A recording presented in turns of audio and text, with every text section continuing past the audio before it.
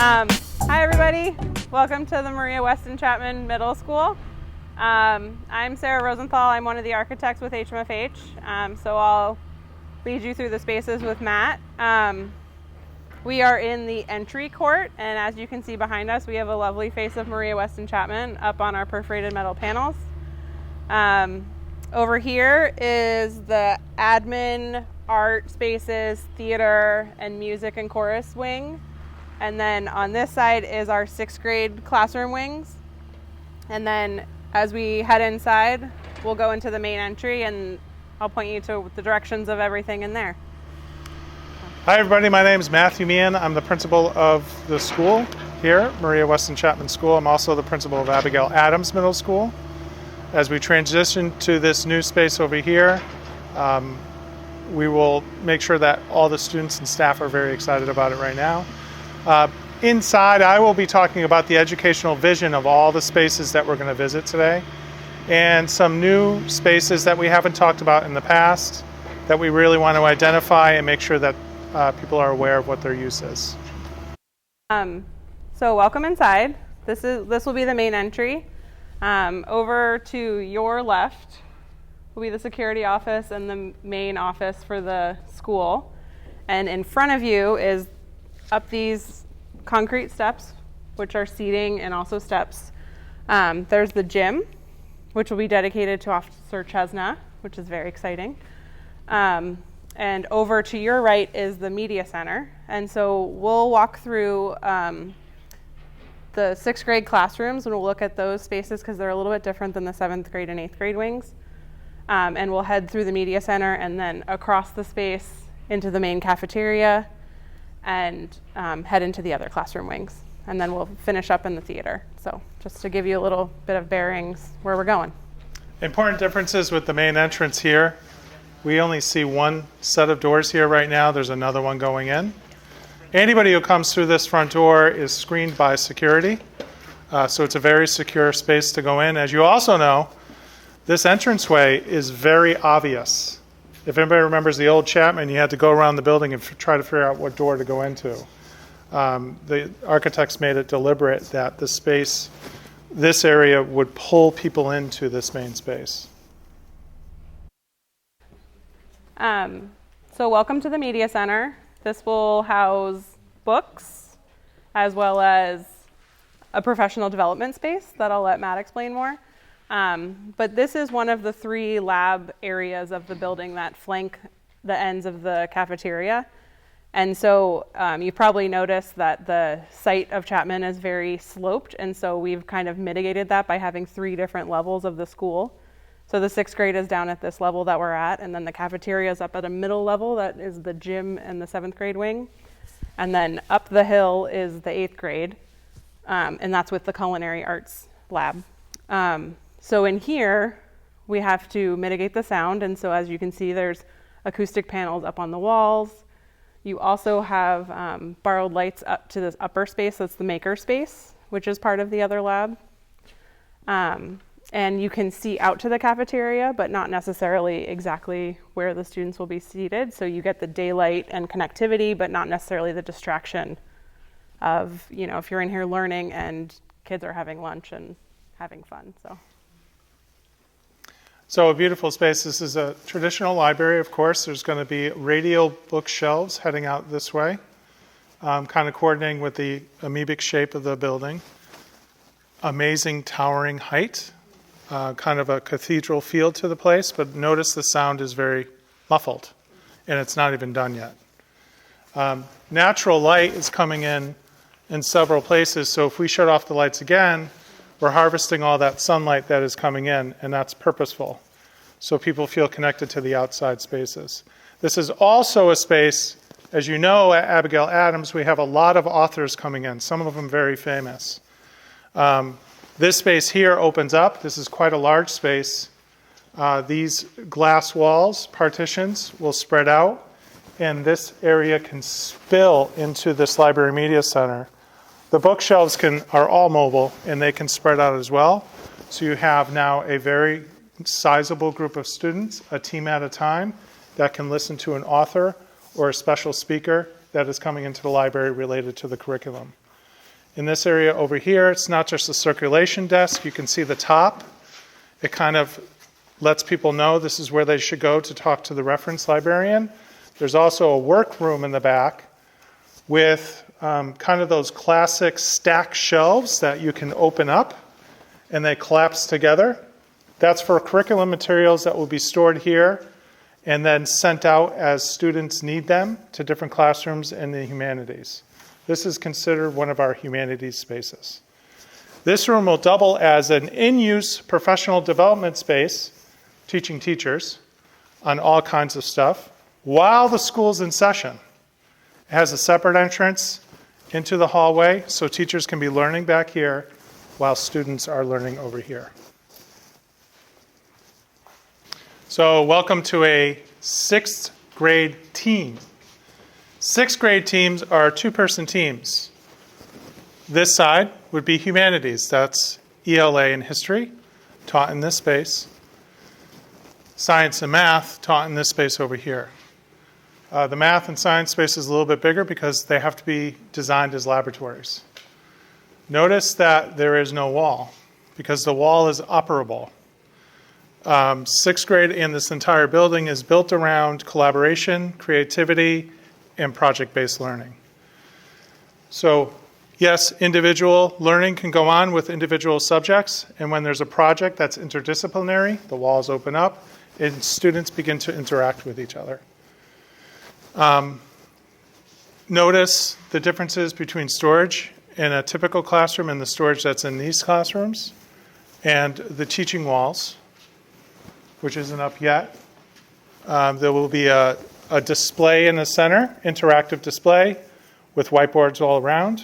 And this entire wall, as you can see here, is whiteboard. So the space in what we are used to as traditional learning is now expanded. So you can teach at any point in the room.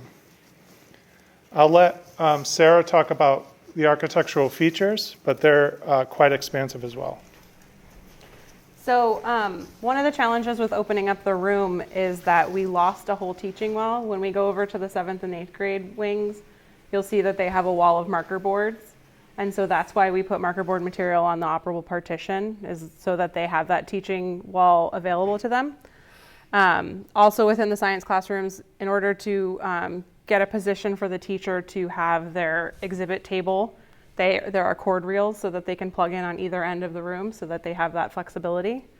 And what you'll also notice in the different wings of the building is there are different colors on the corridor walls, and that is to relate to their floor. So there's one floor that is blue, there's one floor that is purple, there's another floor that's red, one that's orange. It'll help with wayfinding for the students. So 6th graders will know that they either go to the blue wing or blue floor or the purple floor. And it's also related to the lab spaces that they're connected to off of the cafeteria. So they can think about the material and the color of their wing. It'll help with a big building. Yep. Also, team pride. Middle school students, if you think about the age group, is 11 to 14 years old. They love their teams. They love their teachers. They love the students on the teams. The colors will be associated with their team and with their neighborhood. A neighborhood in 6th grade is 2 of these teams connected together. So students here will know students in the other team, and that whole area is called a neighborhood. Great. One other feature I have to mention, though, is there's no lights on right now in this room, and it's quite bright. So as you can see, the ceiling is also a little bit slanted. That's purposeful. That's so the light is actually reflected down at all times. The lighting here is also controlled by sensors. So as it gets brighter, these lights shut off. And the building's designed to be quite energy efficient with gigantic windows, but are also shaded so there's not too much sun coming into the space, creating glare on the walls, on people's desks, and everything else. So quite thoughtful design.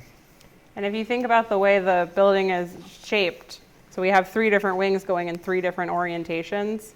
And so if you notice as we go into different classrooms, the sunshades are all oriented differently because they're based off of the sun's orientation. So we're in a more southern facing, so we have more horizontal fins right now. There are other classrooms that have horizontal and vertical, and some that just have vertical. And then on the north side, we don't have any because it's just not necessary. So this is our town square. So as you can see, these shapes that are here almost look like you're sitting in a town square outside of a building. So here's those lab spaces, the lab and media center here. We have theater arts, black box studio here, a media and production center up there, so that's a film class. Culinary arts on the bottom floor over here, expeditionary learning on that space above. That's also very important because the sixth graders will stay in that sixth grade wing for 70% of the time, all their core subjects. Same with seventh and eighth graders. So there's not a lot of mixing, except for here, because those students in sixth grade will have to go to culinary arts every once in a while. Eighth graders will come out of their wing at a different time of the day and go to these spaces. So the building is completely designed around having a very large school broken down into very small learning communities. It's very purposeful. In grade 6, we have two-person teams. Most of the time, those students never leave that two-person team. They come out to these spaces at 2 periods a day. 7th and 8th graders spend most of their time in the 7th and 8th grade wings. The 2 periods a day that they have off, they come to these spaces, very centralized. So there's no real reason why an 8th grader should be in the 6th grade wing, unless they have special permission. It also takes this very, very large school, and I don't mean the physical space, I also mean how many students are going to be here, and makes it very small for the students and teachers. And that was purposefully done. This is also the cafeteria. It looks big, but it's actually not. Very easily managed once the tables and everything go in here. And as you look behind you over here in that glass curtain wall, that is another cafeteria. That's called the lower caf. It abuts the garden that's outside. And under here where the lights are is one of those spaces that we need for students who don't like the loud spaces, a lot of kids. They typically go to a separate classroom right now. Now they have their own space. So, as I mentioned before, each wing and each floor has different colors for all the classrooms. And so what we tried to do was tie that with each of the lab spaces. So when the students are in the central space, if they're in the yellow and green, they know that they're connected to the wood amoeba. Once this gets up, this is like a copper metal colored. This is related to the red and the orange wing. And behind you, they've started putting up the acrylic panels that will replicate sea glass. And that is the blue and the purple wing. So the students will know, like, this is how I get to where I need to go. And what we've also done is this is connected to the existing gymnasium. And so within the gymnasium, it's fully renovated, but we also have the kitchen space, and so the servery is part of that original structure. Also notice how hush it is in here. So the acoustics are robust in here. And also the thickness of the walls and even the glazing is doubled up. So class can go on inside of these spaces with the cafeteria running at full speed, and very little noise will move through those walls. This is Miss Mitchell. She's going to be the culinary teacher. She's currently a science teacher. How exciting. She's designed a couple of courses. One of them is called Farm to Table, and another one is called Cultural Connections. We're running all of those courses, including Introduction to Culinary Arts in grade 6, 7, and 8, and then we're running Farm to Table, and we're running Cultural Connections. And she's already designed the courses. She's already contacted farms. She's already got vendors that we have to connect with, what kind of food she wants to use, what kind of knives she's going to do, the practices, the students. She's focused on safety. This space is great because theory is taught over here. There's a demonstration table with a mirror above it so she can show, kind of like on a TV show, students how to cut, how to be safe, how to discard, how to manage their waste. Once they learn what kind of recipes they're using, where the food came from, its nutrition, then they move into this space and they first prep. Once they prep, they move into the space again and then they can cook or prepare, depending on what the meal is. Behind over here, you can take a walk through, is another area where they can reuse and recycle waste, and also a cleaning station, a freezer, a fridge, and a flash freezer as well. This is a full-blown, top-level chef culinary cooking lab in a middle school. And we're very excited, and we're planning about it, all the different things that we can do in here.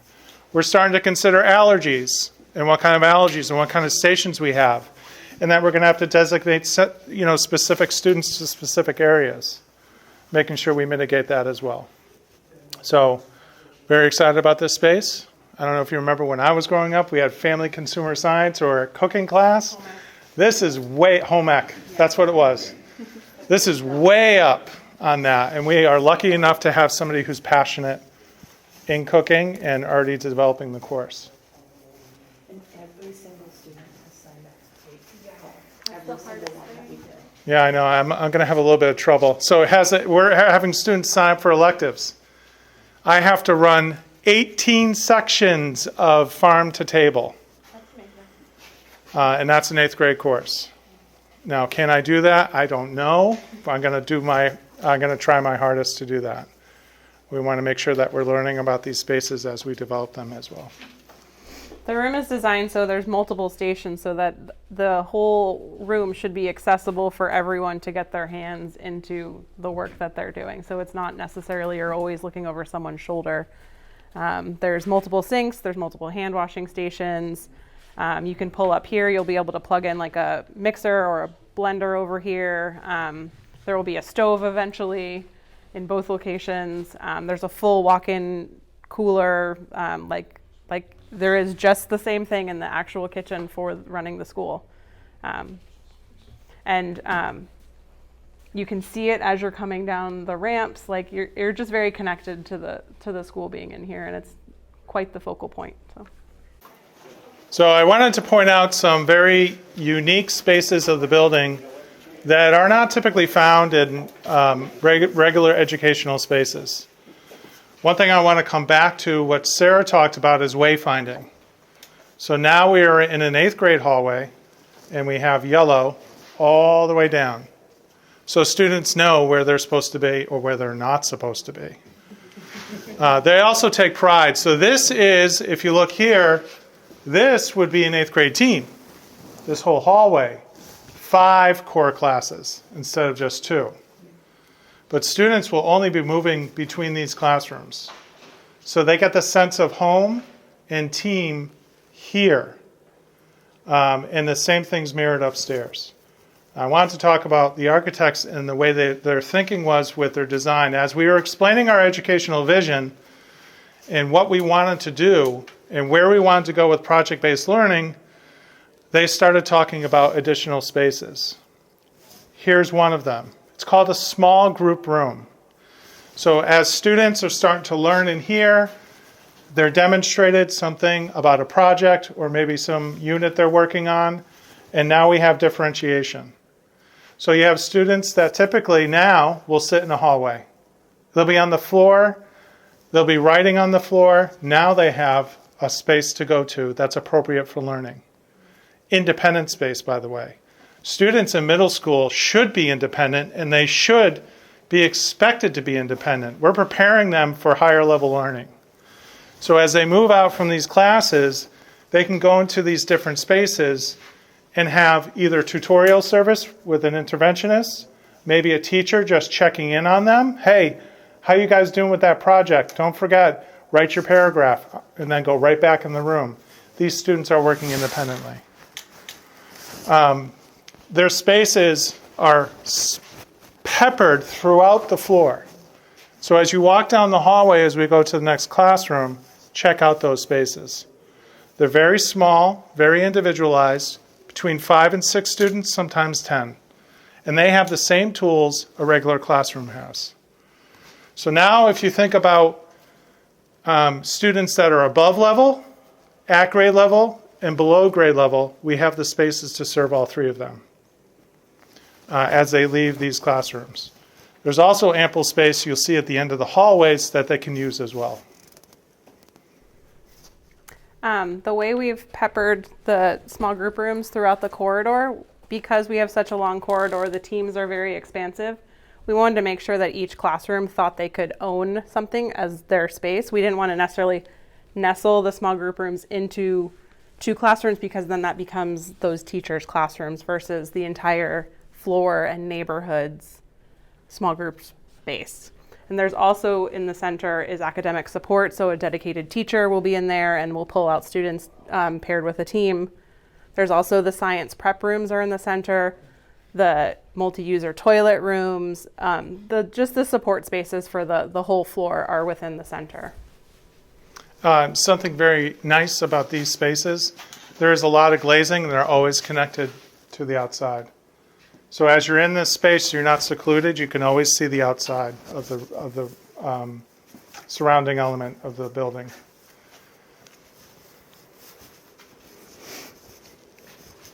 On the left over here is a teacher workroom where they can collaborate together. So there will be collaborative furniture in this space. It's also a space where they can pack their lunch or have lunch together or have a meeting with a parent. But it's their dedicated space for the teachers. We use the teacher workroom on the first floor in order to get more natural light into the center of the building. There's skylights on the first floor room, and then there's an additional teacher workroom up on the second floor so that those teachers have their own space, and it's connected to the skylights with borrowed lights as well. So each of them has an additional point of direct sunlight coming in.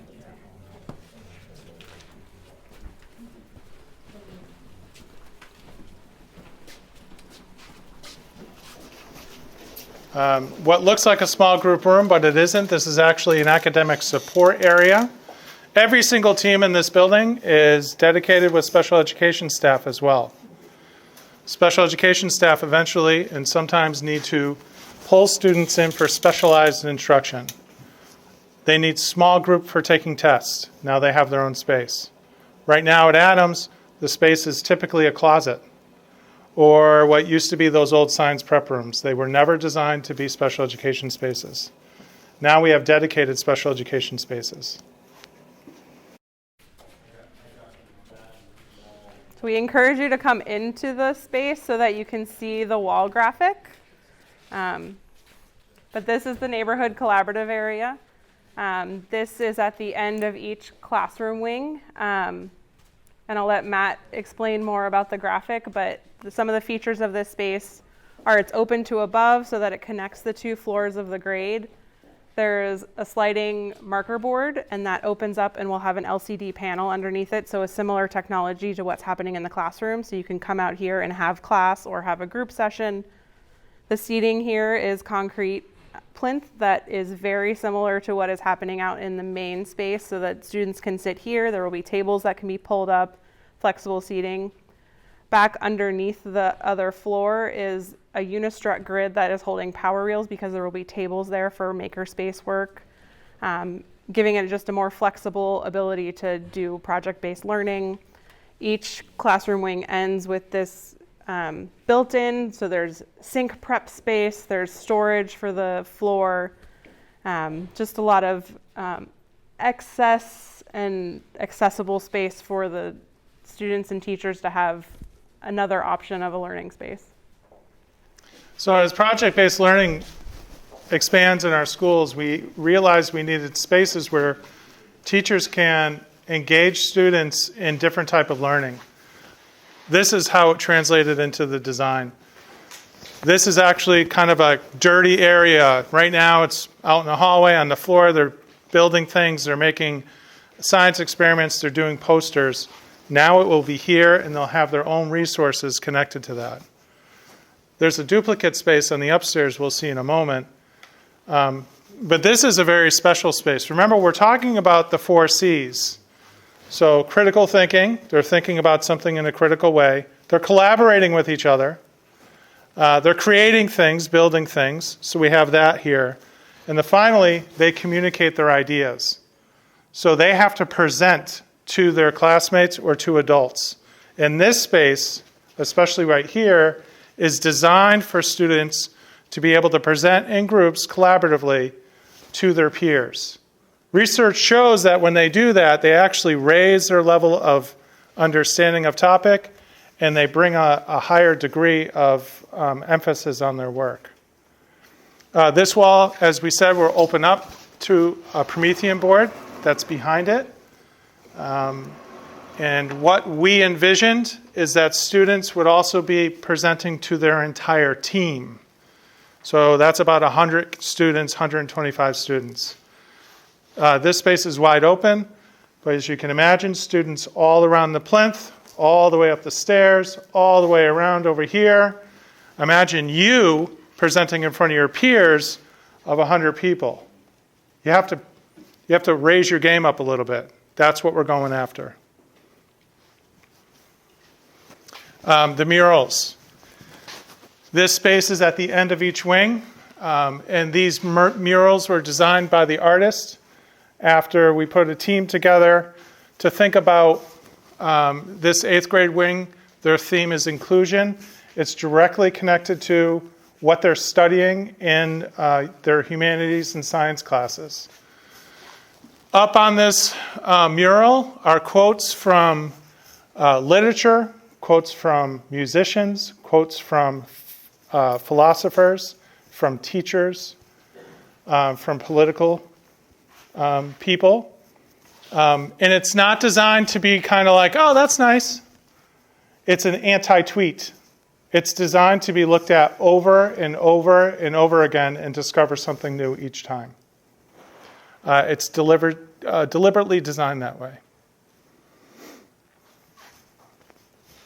The 3 themes are diversity, inclusion, and empathy. I like diversity the best. It's amazing. This is a typical classroom. So this is one of the 5 core subjects. The only classroom that's a little bit different is the science classroom. You'll see the difference. This one is actually slated to be world language.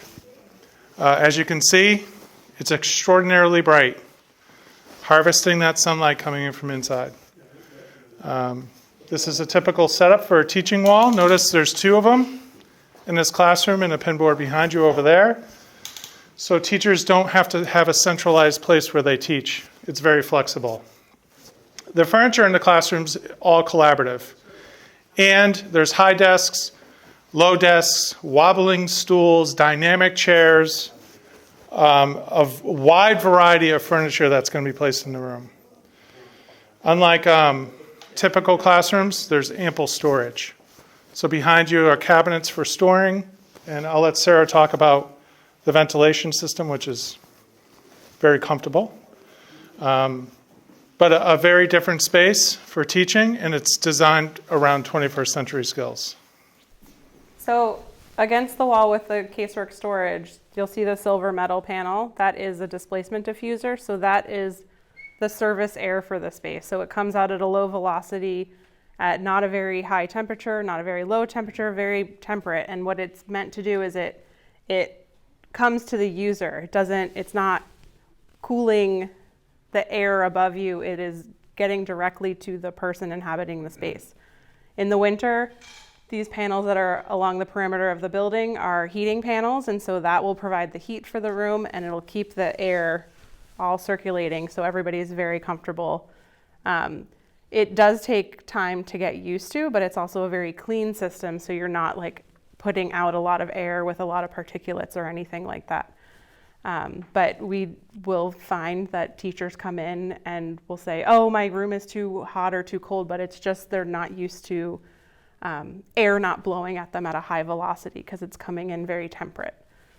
And right now the room seems very bright because the lighting controls are not quite set up. So in a typical scenario, like in the other room we saw, the lights were off and it felt pretty nice. Now in here, the lights are full on because this wing is being used actively. And so it seems a little bit bright, but there are room darkening shades that the teachers can modify, but then there's also a sensor in the ceiling that will tell the lights to dim a little bit. And then there will also be a 3-scene type switch on the wall so the teachers can actually dim or turn off their lights as necessary. So very flexible for their needs. The one thing, Windows open? yes, Yes. you'll never have 2. inoperable windows again. The Yeah. one thing that you really have to, that's really nice about this air system is that as this air flows and it hits individuals, it rises because of heat generated by an individual. It flows up, it hits the ceiling, and it gets sucked up. So unlike mixing air through a unit ventilator or a window unit that's blowing air into the room from outside, it's actually taking all the particulate and all the dust, dirt, germs, and sending it out. So all of the filters on the roof, They're in the rooftop units, yeah. so there are no more filters in the individual classrooms? No. No, and they're each controlled by a variable valve in the ceiling. So that is what's controlling what's coming out of each displacement diffuser. So we're going to walk down to the science classrooms now. These are dedicated science spaces. A little different than 6th grade where it was science and mathematics. Science classrooms, so this is where 7th and 8th grade science will occur. Classrooms are 1,100 square feet or 1,200 square feet? Yes. So similar teaching walls. Over here you have the sliding walls as well because they couldn't put them on both walls, so they put them on one side. If you noticed, the room is designed with a sink. As you can imagine, there's going to be a table, a standing table that comes out that are on wheels, so you can move your classroom around however you would like. As you can see, they're designed to have stations around the room that are around 6 stations of 4. So as you're doing a science experiment, the teacher has its own demonstration area, and there's ample storage for all the equipment that science teachers need in their classrooms. Yep, so similar to the STEM classrooms of the 6th grade wing, each end has the cord reels. Because we don't have that opal partition anymore, we have the marker boards in the casework above the displacement diffuser. Just a lot of space for them to work and be very flexible. There's power in the face of the casework, so you can really plug in anywhere. Have something on the counter while also having it on the table. So this is the expeditionary lab. It is directly on top of the culinary arts studio. I wanted to show you the thickness of the wall between here and the cafeteria. Right now there's only one light of glass in, but as you can see, it's almost the entire length of my arm. So it's an acoustical separation to make sure that learning happens here and is not distracted by the cafeteria. But the glass lights give us a connection back to the town square. And through the windows, you can see the orange color of the wall. And so it's a direct reflection of the colors that are happening in the classroom wings. And this, like the media center and the maker space and the theater art space, have skylights in order to bring more natural light in since it's in the center of the building. Expeditionary learning, you might be scratching your head. This is where students behave like a think tank. They're presented with a problem in society and act like professionals. Right now we have a group of students that are working on a project. They were hired as historical consultants to reaffirm the name of Maria Weston Chapman Middle School. So they are working on a 6-week-long project, doing research, writing papers, creating logos, all kinds of different things. That type of project will occur in this space on a regular basis. This space is broken up into different areas. As you can see around the room, there are small little displays. Those are the think tank stations. Those are groups of 4 to 6 students working on their problems, finding solutions for those problems, and then they present. So this is almost like a little mini neighborhood collaboration area. Many of the assignments that we're working on in this space are already designed. One of them is called urban journalism, where students have to go out into Weymouth, choose a story and develop a storyline, publish it to a paper, take photography, and then present it to their peers or adults. Is this a space that would be, people would sign up for? No, this is instructed space. So there's a teacher in here on a regular basis, so Oh, okay, they'll be teaching project-based learning. okay. Yep. So within here, the furnishings are very flexible. So there's also mobile marker boards. There is one wall full of marker boards. And as Matt mentioned, there's displays all around and a larger board where that's like the main teaching area for an LCD. But there's mobile areas and there's also like little cubbies that the students can sit in, just to kind of make it more think tank flexible work area for them.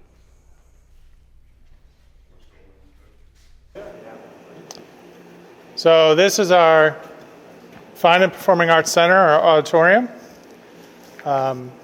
As you can see, the space is ample. It's actually designed for competitions and professional level competitions. It will probably serve as the flagship for the community as well, using the space. I strongly suggest as you stand up there, you actually come down here as well and take a look, because the stage feels like it's 2 inches away from you. We're incredibly excited about this. As everybody knows, the Fine and Performing Arts in Weymouth, especially in the middle school, is our largest department for our exploratories and electives. And we have dedicated staff that is designing new courses, things like costume design and set design that will occur in these spaces and the auxiliary spaces around it. And we have dedicated teachers that have been in the system for a very long time that are now thinking, how can I create a new course with these new spaces in mind? One is called Modern Band, where students come together and either have a rock band or a rap band and compose their own music. So we're really starting to expand the offerings for our students at the middle school level. Some of the features of the space, we will seat 850 people. As Matt mentioned, it's a very intimate feel because we have this balcony that overlaps some of the seating. On either end, we have boxes that will be loose seating for viewing. If you look at the stage, you'll see all the rigging. Right now they're in load testing, so they're making sure everything can hold what it needs to hold.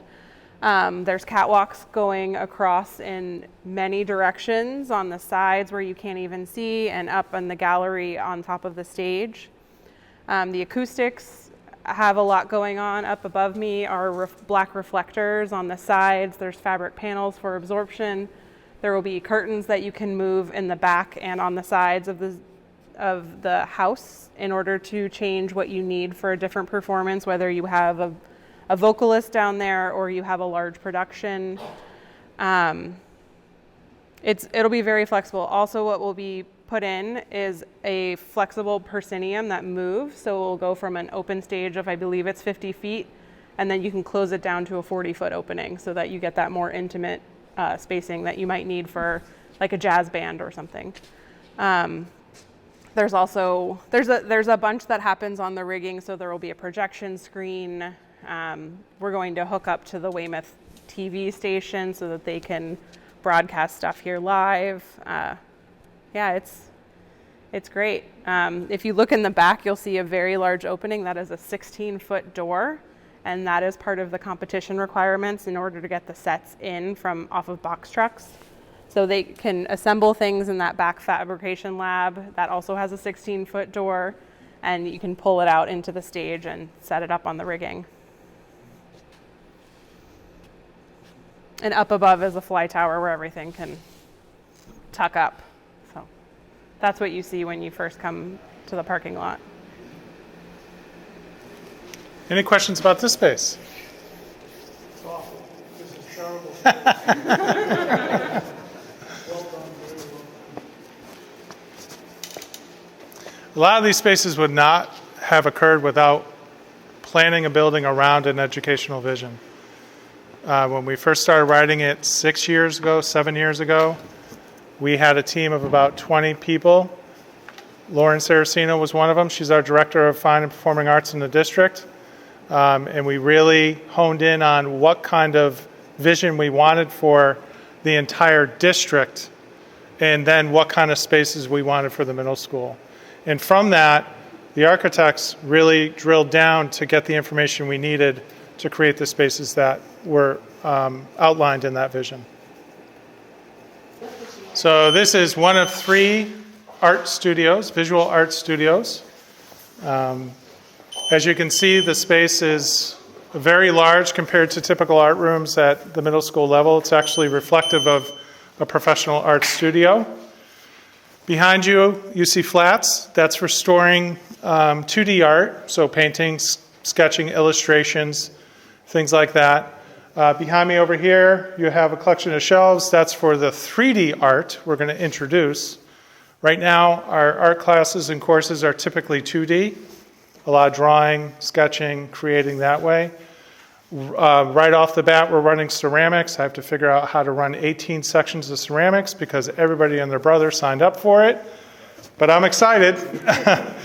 We're running sculpture in 3D art.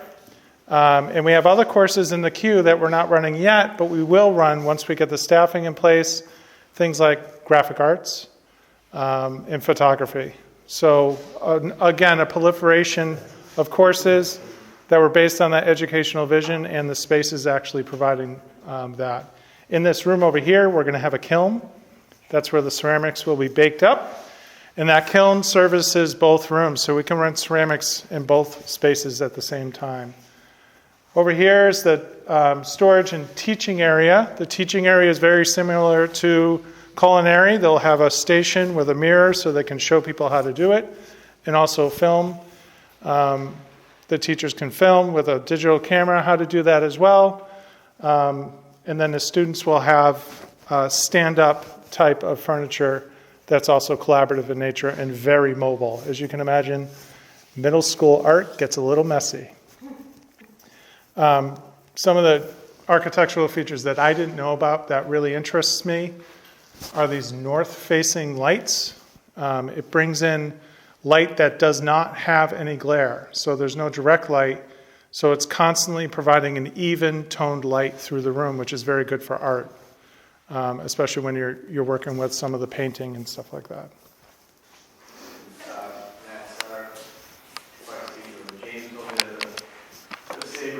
The sawtooth style of these spaces is sort of an homage to the old building. Remember the old boat wing? Mm-hmm. Oh, yeah, that's right.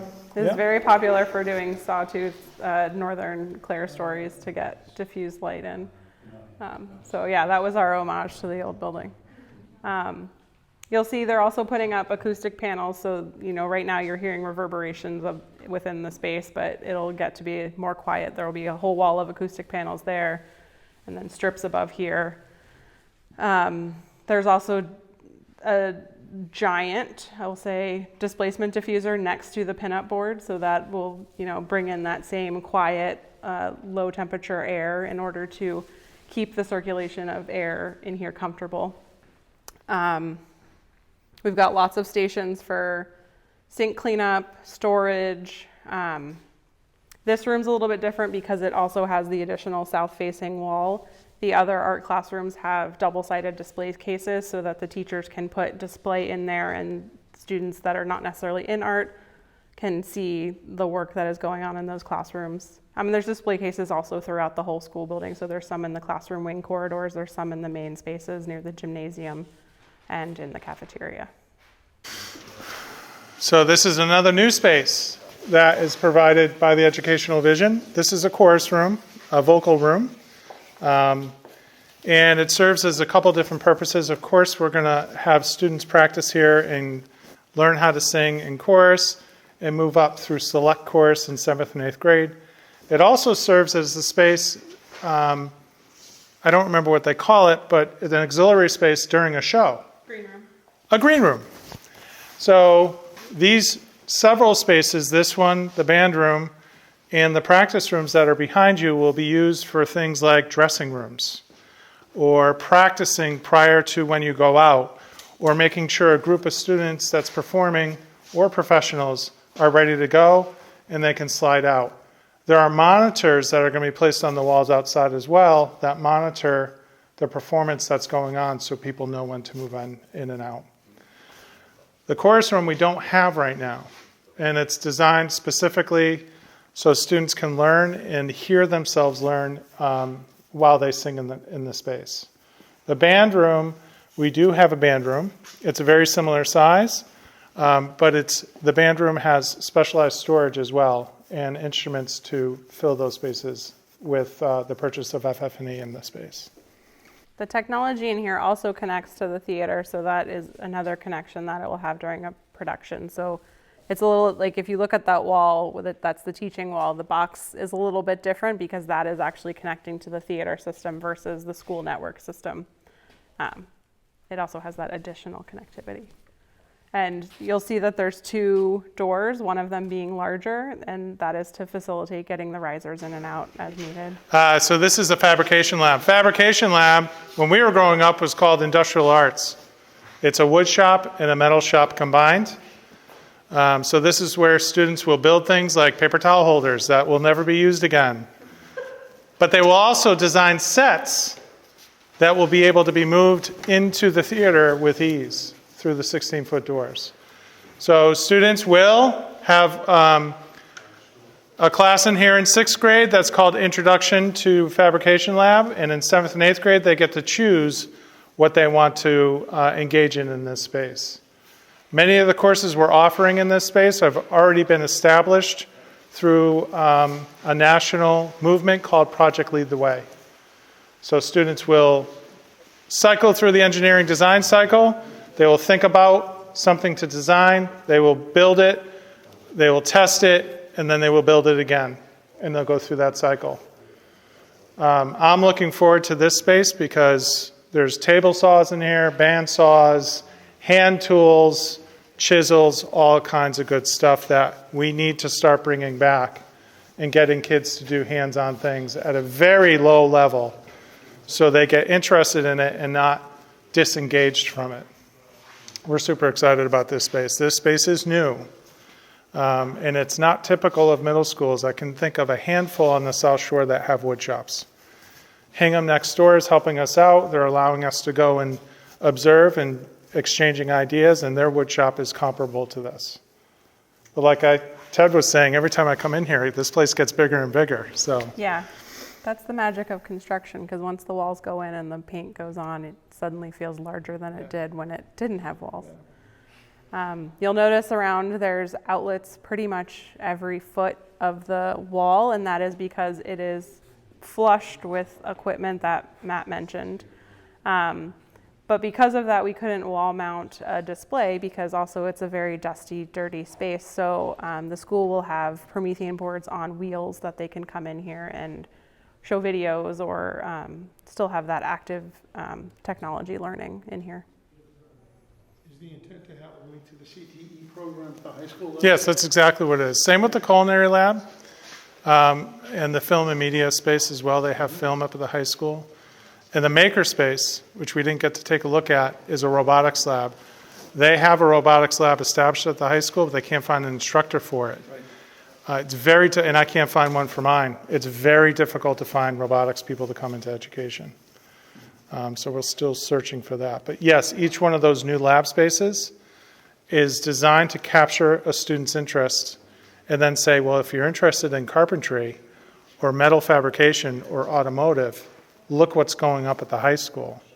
And it's kind of a continuation of that type of learning. Yeah. Great. Any questions about this space? Great. So one thing I realized we didn't talk about in the neighborhood collaborative areas is the outdoor classroom. That's right. But there is something similar over here in that there's an outdoor workspace outside this theater and fabrication lab. So it'll also serve as the loading area for this, but you can go out there and do physical work out in that area or have a classroom space. Each of those outdoor classrooms on each wing is also outfitted with a slate marker, a whiteboard, so to speak. It's a chalkboard, not a whiteboard. And so there can be actual education going on out there, or kids just scribbling together and meeting.